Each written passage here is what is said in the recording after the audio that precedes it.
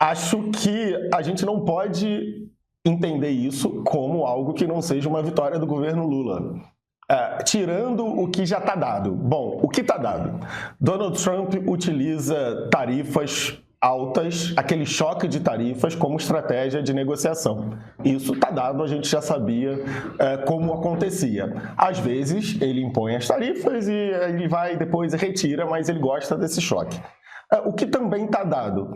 E tarifas quase sempre, ou sempre, acabam por ter impacto na inflação do país que as impõe. Isso também estava dado. Outra coisa que estava dado é que os Estados Unidos, para evitar a inflação, deveriam ser eficientes na substituição dos produtos tarifados vindos do Brasil e que eles teriam dificuldades para fazer isso e que, uma vez tendo a inflação no horizonte, eles teriam que tomar uma decisão de que o que seria mais importante para eles, a inflação doméstica ou sustentar esse modelo de negociação que no Brasil teve um componente extra, que era aquele aceno longuíssimo na carta que anunciava as tarifas a Bolsonaro e a centralidade da questão político-judicial do Bolsonaro na imposição de tarifas. Mas, bem, isso tudo estava acontecendo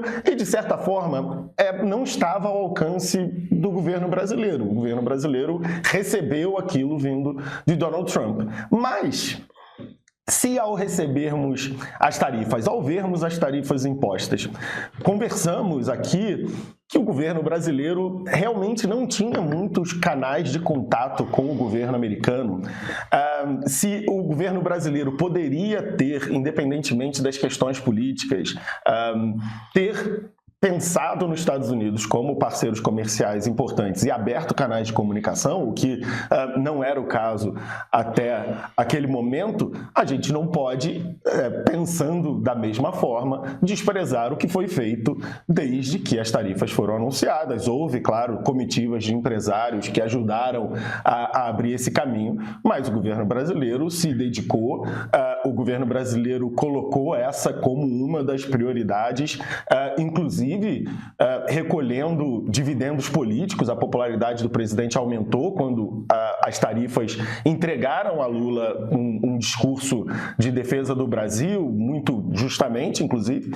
Mas se houve, na minha visão, demérito anterior ao Brasil não criar canais de comunicação com um governo republicano de Donald Trump, eu não posso também negar que houve mérito, inclusive de Lula, ao se comunicar diretamente com Donald Trump, a fazer aquele jogo de sedução sobre o qual Donald Trump falou abertamente, talvez até mais do que Lula, apesar de Lula ter falado, né, de ter criado, não sei, não me lembro exatamente o termo que ele utilizou sobre ter criado um clima, e criou muito um clima.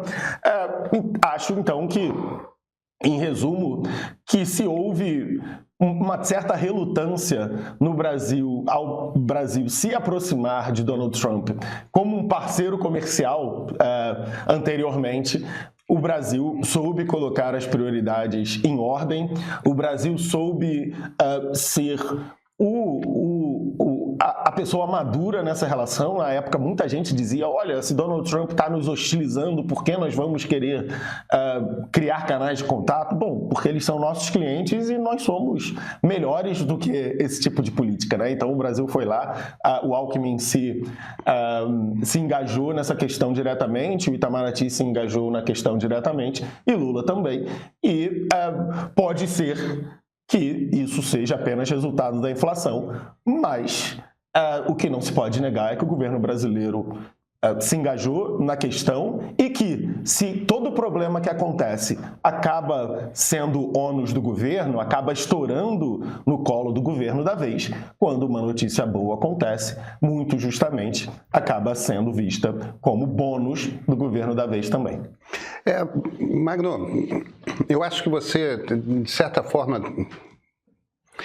fez uma correção aí no tom da prosa que eu estava dando, porque você tem toda a razão, eu acabei botando muito mais na conta da inflação do que eu botei em ação direta da diplomacia brasileira. E, independentemente de ter havido inflação ou não, e houve inflação nesses produtos em particular, e isso é uma coisa que atinge de fato o bolso do americano e incomoda e tudo mais, o fato é que o Brasil estava imediatamente pronto para a conversa quando houve abertura para a conversa. O fato é que o Brasil estava preparado para a conversa e a coisa toda caminhou muito rápido. O Lula soube dar o tom, obviamente correto, nos encontros que ele teve com Trump na ONU, na Malásia, depois também por vídeo. O Alckmin se engajou junto com empresários brasileiros, quer dizer... Eu não botei o peso na minha fala inicial o suficiente nisso, você botou e você tem toda a razão, então, I stand corrected. Muito obrigado, Cristiano. Eu acho que vocês fizeram um bom apanhado aí de todos os lados do que está acontecendo, né? Eu acho que o governo reagiu muito bem ao longo do tempo, porque no caso especificamente brasileiro, como disse o Magno, quer dizer, em toda parte, quando o governo Trump assume de maneira violenta, brutal, e hiperimperialista, com o discurso de que America First, e não foi só o caso do Brasil, ele começou a impor essas tarifas, dando chapuletada na cara, tapa, soco na cara, para obrigar todo mundo a renegociar. Né? Ele tem essa tara das tarifas, mas no caso brasileiro foi particularmente ruim, né? Porque ele não tinha uma razão econômica para justificar o tarifaço, e aí eu acho que entrou o elemento ideológico. Eu acho que o elemento ideológico abre, porque esse era o elemento sensível ao Trump naquele momento que ele tinha acabado de assumir, porque ele tinha que sustentar a tese de que ele não tinha sido reeleito ali atrás por causa de fraude, não é? Tinha que sustentar essa narrativa, olhava para o Bolsonaro, parecia que o Bolsonaro tinha...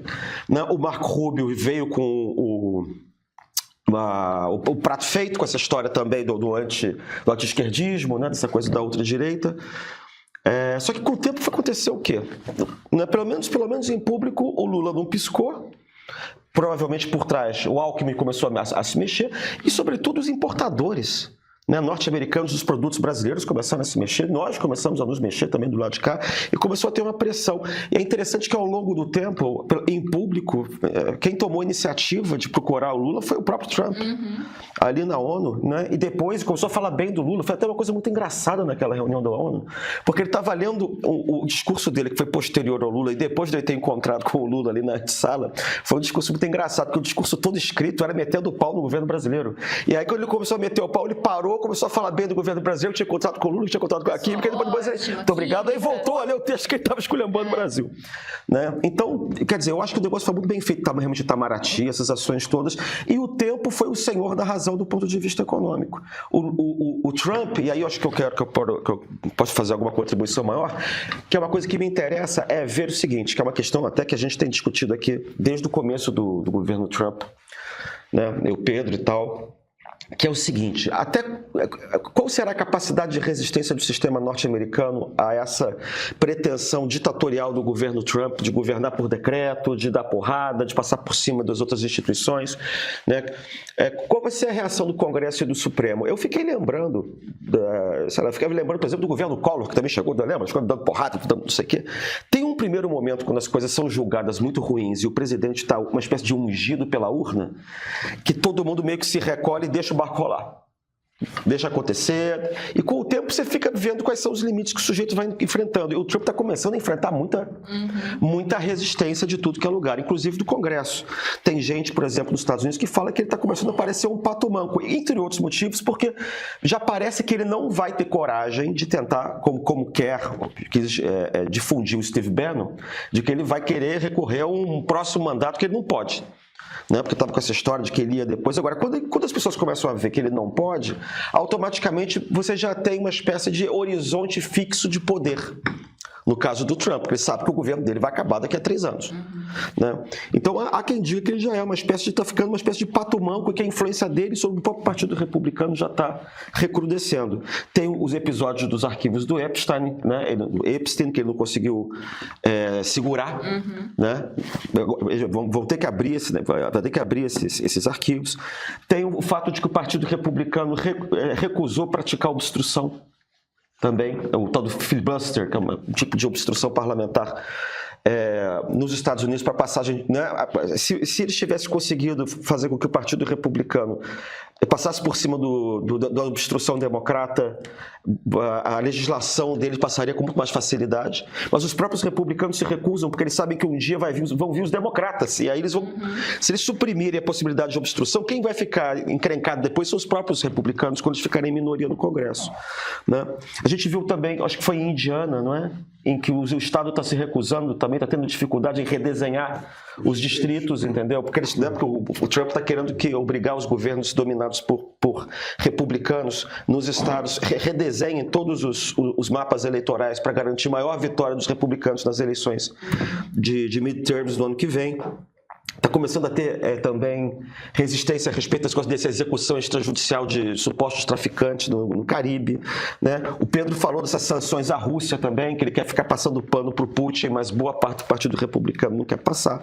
Então você está tendo também um contexto em que os próprios republicanos estão começando a ver os custos com que eles vão ter que arcar para a eleição do ano que vem, no governo que é o governo mais impopular ultimamente, no primeiro ano de qualquer governo na história recente dos Estados Unidos, e da impopularidade e dessa inflação que tem a ver com essa impopularidade também que está subindo. E parece que isso foi a razão determinante da eleição do Trump no lugar da eleição da Câmara. Sim. Né? Que foi a questão da inflação. E aí, num contexto como esse, eu acho que aí está começando a acontecer aquele negócio que a gente estava falando. Que por mais que você queira ser violento, por mais que você queira, enfim, sair dando porrada, ter um governo ultra autoritário, o próprio sistema está começando a se reposicionar. E só para terminar, eu estou muito interessado em ver a reação que será da Suprema Corte. Porque a Suprema Corte está deixando o barco correr, mas ela não está decidindo nada em definitivo. E eu não sei se de repente não vai sair em breve uma decisão da Suprema Corte dizendo que o presidente não tem o poder de ficar subindo e descendo tarifas sem o consentimento do Congresso, porque isso é algo que é evidentemente inconstitucional. Eu sou a Flávia Tavares, editora-chefe do Meio. Se você já acompanha o nosso jornalismo, sabe como a gente trabalha para trazer a curadoria do noticiário e análises que realmente fazem você pensar. E se eu te disser que a gente tem algo ainda mais exclusivo esperando você? Todos os sábados a gente traz uma edição especial da newsletter do Meio com reportagens que aprofundam os temas mais relevantes da semana ou com abordagens e histórias originais. Por exemplo, você conhece como funciona o tráfico internacional de armas no Brasil? Recentemente, a repórter Julia Kekia mostrou detalhes de uma investigação que percorre vários continentes, revelando como armas do leste europeu chegam às mãos de facções brasileiras. Em outra edição, Pedro Doria faz uma análise completa sobre como a direita brasileira está se reorganizando e qual o tamanho da influência de Jair Bolsonaro. Uma reflexão que conecta as peças do cenário político atual de uma maneira crítica e necessária. Numa outra, eu e a Júlia conversamos com Pablo Hortelado, Felipe Nunes, Maurício Moura e Renato Meirelles, 4 dos maiores especialistas em pesquisa de opinião pública do Brasil, para entender o estado da polarização no país. Mas a gente não fala só de política, né? A edição de sábado também explora temas como tecnologia, ciência, meio ambiente e muito mais. Na edição Inovação Ontem e Hoje, por exemplo, a nossa colunista Débora Bizarria contou a história dos ganhadores do Nobel de Economia deste ano e explicou como a inovação mudou a economia desde a Revolução Industrial e segue moldando o crescimento hoje. Essas edições não são conteúdos comuns, são análises profundas que você não encontra em nenhum outro lugar. E por apenas R$15 por mês, você tem acesso a esse material exclusivo e a todo o conteúdo do Meio Premium, incluindo o nosso streaming com produções originais. Assine agora e não perca essas histórias.